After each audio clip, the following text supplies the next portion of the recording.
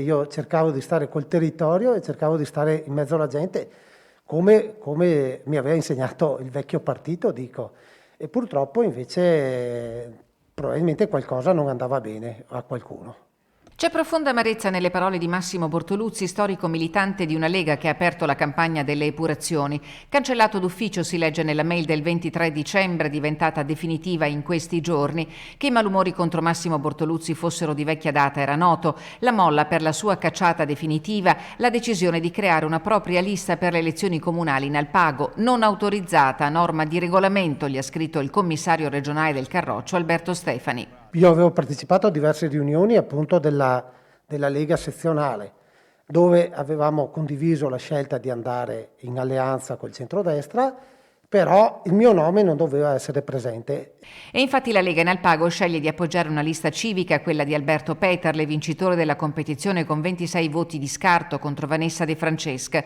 Bortoluzzi si ferma al 23% di consensi. Nella sua lista il nome di un'altra militante storica, quello di Daniela Paier, pure lei cancellata d'ufficio per aver scelto di candidarsi con lo stesso Bortoluzzi. Tutto quello che hai fatto non conta se non esegui gli ordini del tuo capo o dei vertici sia a livello locale che nazionale.